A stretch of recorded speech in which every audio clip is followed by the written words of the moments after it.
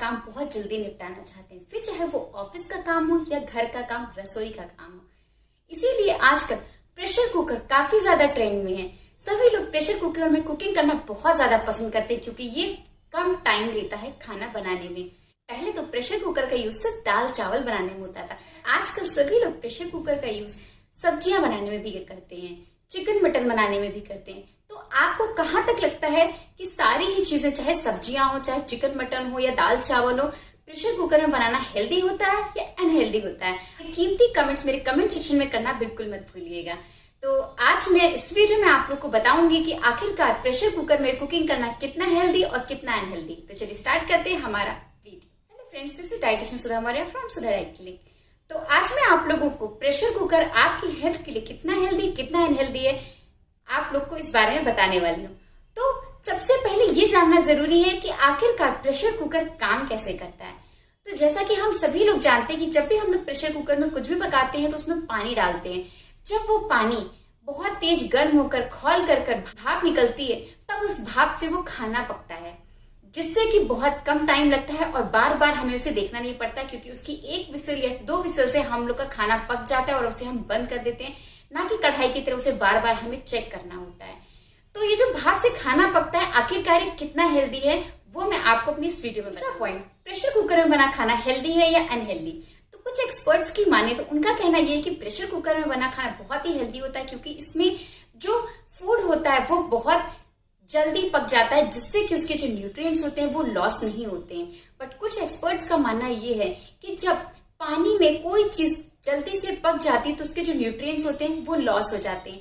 तो इसमें से कौन से एक्सपर्ट है जिनकी बात सही है? तो मैं आप लोग की कंफ्यूजन को दूर करते हुए सबसे पहले आप लोग को ये बताना चाहूंगी कि हर चीज के दो पहलू होते हैं। चीज से सारे काम नहीं हो सकते हैं। तो उसी तरीके से प्रेशर कुकर में कुछ चीजों को कुक करना बहुत ही अच्छी बात होती है, बट कुछ चीजों को कुक करना बहुत ही खराब बात होती है। जिसमें से सबसे बड़ी बात यह है कि आप जब भी प्रेशर कुकर में चावल पकाते हैं वो ज्यादा अच्छा होता है एज कम्पेयर टू जो आप खुले में भगोने में पकाते हैं। बट खुले में भगोने में पका चावल सभी को बहुत पसंद होता है, बट खुले में भगोने में जो चावल पकता है वो भारी होता है, उसे पचाना मुश्किल होता है, जिसकी वजह से इनडाइजेशन की प्रॉब्लम हो जाती है। इसलिए बात करें तो कई लोग भगोने में टमाटर को बॉईल करते हैं, बट उसके कंपैरिजन में प्रेशर कुकर में पका हुआ टमाटर ज्यादा हेल्दी होता है। तो अब बात करते हैं कि चिकन मटन को आखिरकार कैसे पकाना चाहिए। चिकन मटन कढ़ाई में अगर आप पकाते हैं तो उसे डाइजेस्ट करना बहुत ही ज्यादा मुश्किल होता है, बट अगर आप चिकन मटन को प्रेशर कुकर में कुक करते हैं तो उसे डाइजेस्ट करना बहुत ही ज्यादा इजी हो जाता है।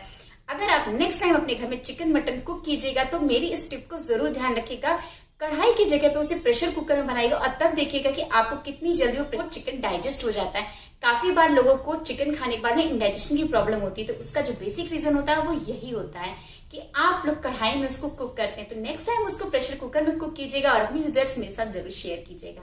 क्या आप जानते हैं कि बहुत ज्यादा स्टार्ची फूड्स जो होते हैं वो हमें कुकर में नहीं पकाना चाहिए? जी हाँ, आप लोग बिल्कुल सही सुन रहे हैं।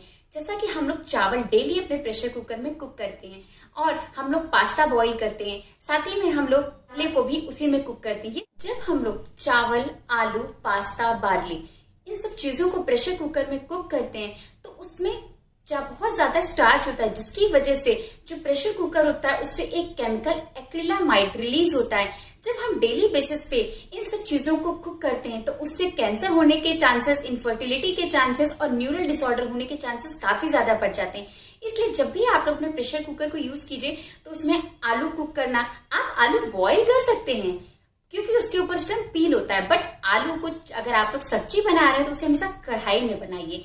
और सबसे बड़ी बात, अगर आप लोग पास्ता बॉईल कर रहे हैं तो उसे बर्तन में, किसी भी कढ़ाई में या भगोने में, तो आप लोग उसको किसी भी दूसरे बर्तन में बॉईल कीजिए, ना कि कुकर में। इससे आप लोग अपनी हेल्थ को और भी अच्छा कर सकते हैं और कैंसर, इनफर्टिलिटी और न्यूरोलॉजिकल डिसऑर्डर से बच सकते हैं। तो कुछ इन सिंपल टिप्स को फॉलो कीजिए और फिर देखिए कि आपकी लाइफ में कितने सारे चेंजेस आते हैं। तो आप लोग को ये बात क्लियर हुई होगी कि आखिरकार हमें प्रेशर कुकर को कैसे यूज करना चाहिए, किन चीजों को पकाना चाहिए, किन चीजों को नहीं पकाना चाहिए। बट आप इस चीज से बिल्कुल ही कंफ्यूज मत होइएगा कि मैंने पहले वीडियो में बोला कि चावल को कुकर में पकाकर लेना ज्यादा हेल्दी होता है और जो खुले में पकता है वो ज्यादा भारी होता है। यहाँ पर मैंने बात डाइजेशन की है, बट जो मैंने लास्ट टाइम बात बोली कि गंभीर बीमारियां हो सकती है, सीरियस डिजीजेस हो सकती हैं चावल से, क्योंकि उसमें केमिकल रिलीज होता है कुकर में, ये दोनों ही डिफरेंट चीजें, इन चीजों को समझ सकते हैं आप। मैंने ये बोला है कि आप लोग डेली बेसिस पे अगर कुकर में इन चीजों को बॉईल करेंगे तो इसमें केमिकल जो निकलता है उससे आपको कैंसर रिलेटेड प्रॉब्लम्स हो सकती हैं। बट अगर आप लोग भगोने में चावल बनाएंगे, कभी कुकर में बनाएंगे, तो इससे आप लोग को कोई भी प्रॉब्लम नहीं होगी। तो भगोने में पका चावल भारी होता है और कुकर में पका चावल गंभीर बीमारियों को न्योता देता है। तो आखिरकार हमें किस कुकर में बनाना चाहिए राइस, एल्यूमिनियम या स्टेनलेस स्टील? नेक्स्ट वीडियो में मैं आप लोग को ये ज़रूर बताऊंगी कि आखिरकार इन दोनों कुकर में से कौन सा बेस्ट कुकर होता है आपकी हेल्थ के लिए।